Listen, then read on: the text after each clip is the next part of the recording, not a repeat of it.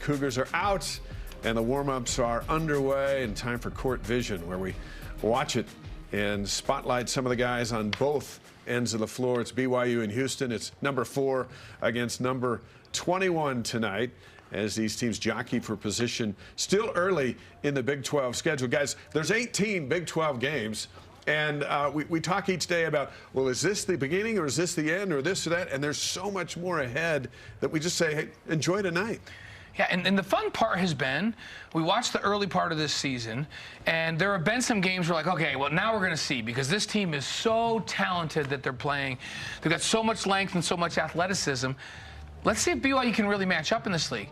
And so far, in every one of those games, now they haven't won all of those games, but we were just saying at the break, there hasn't been a game where you go, well, BYU physically can't match up. And even against the top teams. And I don't think in this Houston game tonight we're going to go, wow, they're just not long enough, they're not quick enough, they can't. You know, if they lose the game, it's going to be because they turn it over or they don't shoot well. It's not going to be because they're not long enough or they're not quick enough or they're not skilled enough.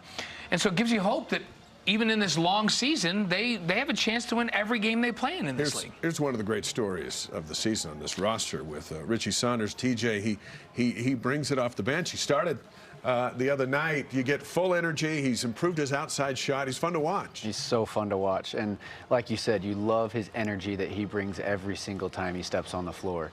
And I remember coming to play pickup in the summer, fresh off his mission, and he's picking me up full court and pickup. It's like his energy is just, he's relentless on the floor, and he's moving offensively. He's sprinting in transition. He's going up against bigger guys, battling, rebounding. We've always said that the ball finds energy, and you can see that with him, that when he's cutting, he's moving, he finds open layups, and you know, with a guy like Khalifa feeding him like that, when you have lots of energy, he's going to find open shots. It's almost like he went out, Tyler, and got Big 12 ready by himself, because his game is so different from a year ago. He's older, wiser, stronger, but his shooting touch is better this year than last year. And here's a guy that said, if I don't, I'm not going to get in the game. No, that's right. Yeah, like Teach said, the ball finds energy. I mean, he plays as hard as anybody on BYU's team on both ends of the floor. He's bringing it, and anytime he gets in the game, we've seen some games where he'll play 7 or 8 minutes, and then there's some games where he'll play 23, 24, 25 minutes. And it doesn't matter with Richie. However many minutes he's going to get, he's playing as hard as he can for the team. Here's another great story. Number 50, Ali Khalifa, coming over from Charlotte, slowed by that injury in the summer and into the season. And Blaine, he's career high, at least at BYU the other night, with 21 points. But when he's in the game, he's must-see TV, because you never know where the ball's going. Even his own teammates just smile, and they stop and watch what he's going to do with the ball, especially when he comes high and gets the ball at the top of the key. And I'm going to agree with what all of the announcers have been saying the last few weeks. He's the best big man passer in college basketball right now. There isn't any question. His court vision and his ability to be creative in how he gets people the ball is unmatched for big men in this country. And it's really fun to watch what he's going to do next. I will say this, though. When he's had to score, BYU's not as good.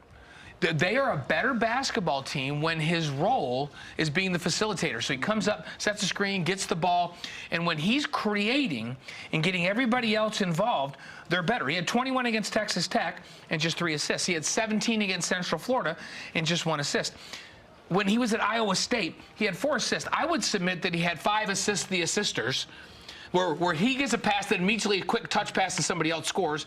I feel like there should be a stat for that, right? But he's better as a facilitator, and BYU's better when he's leading the charge in that regard. Here's Dallin Hall, one of 5 players in the country, averaging 9 points and 4.5 assists per game, while shooting 40% or better from the three-point line. When Big 12 play came around, Tyler, he stepped it up. Yeah, definitely. I think Dallin this year, I mean, we've seen some great scoring nights out of Dallin, and we've talked about him tonight, how he leans into those big games and big moments. I expect nothing less tonight from Dallin. I've been impressed with how he's handled the pressure so far in the Big 12. Just as far as big, strong, physical guards trying to turn him over. He had a couple of tough turnovers last game, but expect him to be right there tonight. I've been impressed with how he's attacking the paint. I feel like, you know, along with Khalifa as a facilitator, I think Dallin can do that for this BYU team. Jackson Robinson's a guy who, through those first That 12-1 start was spectacular, getting 16 points off the bench. Big 12 play came along. He's coming off that sprained ankle, and he's getting stronger and he's getting better, but you get that feeling he's still trying to figure himself out. Yeah, and I think he lost a little bit of confidence. He was on that floor, coming off the bench, and he knew what his role was. I come off the bench, I'm coming in that second wave, I'm the scorer. Give me the ball, let me score. Missed a few shots, and he's had to start a couple of games with injuries, and I feel like he's just finding his way again. But this is certain. He has a great skill set. He has the skills to be an elite level scorer in the NCAA and in the Big 12. He's got that pure shot. He's got length. He's got that high release. And guess what? This is the week, especially in this game, that he needs to find that confidence again back from that injury, because they need him to be a scorer against this team tonight against Houston. At 6'7", he has an advantage against those two 6'1" guards, as physical as they are, of being able to get his shot off. They need Jackson to play well in this one. We got our cameras all over the place in the Marriott Center, as we often do. So now let's go to the other end of the floor. Here's L.J. Cryer, 16 points against UCF. Key player for the Cougars, TJ. Yeah, LJ, he's a fantastic player, and he really kind of leads the charge for this Houston basketball team. He's a career 41% shooter from three. And, you know, the interesting thing, in their 2 losses, he's had 5 points in both those games, and he shot 14 times against TCU, went 2 for 14 and 2 for 9 against Iowa State. So if we can really corral him, it's going to be huge for us. And the thing you see with that is he's going to shoot. He's going to keep shooting. So what kind of shots are we going to make him shoot? Are we going to make him shoot tough shots, you know, attacking big guys over big, tall guys? Is that what we're going to make him shoot? Or are we going to let him get into a rhythm and get catch and shoot shots early? We got to make sure we're there on the catch, and we got to make sure that we make him shoot tough shots from the beginning. There go the Cougars into the locker room. As we look at the tail of the tape, before every big fight in Vegas, they roll out the tail of the tape. This is what our heavyweight showdown looks like tonight. Tyler, what numbers jump off the page between these two? Well, I think just how even. You mean, you look at all those metrics top to bottom, it is very evenly matched. Two teams that, you know, although these numbers are the same, you know, Houston's a very defensive-minded team.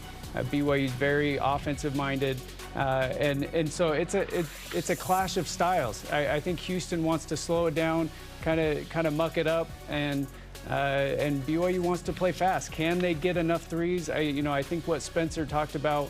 I think that number 12 for turnovers and for threes is a good number for BYU. Can they get there? You know, Las Vegas has Houston as, I think, a 2.5-point favorite, and that seems to support the closeness in these numbers. Yeah, and it's two different styles. This game, and Tyler alluded to it, we were talking at one of the breaks about how this really reminds us of the Iowa State game. When you watch this Houston team, they're maybe a little more athletic than Iowa State, but the physicality is similar. The focus on defense is similar. They win by hanging their hat on defense. And so that's what Iowa State did. BYU against Iowa State, they played free and loose, and they moved the ball. You know, we talk about the ball being sticky, where the guys hold it too long. That never was the case in that game. And because they moved the ball so quickly and played on attack against pressure, Iowa State never got into a rhythm defensively. They were on their heels, and BYU was able to win that game. This can be a similar type game. Can Houston confuse them? Can they make the ball get sticky? It'll be really interesting. It's two styles in a fun matchup. BYU loves offense. Houston loves defense. Here's what's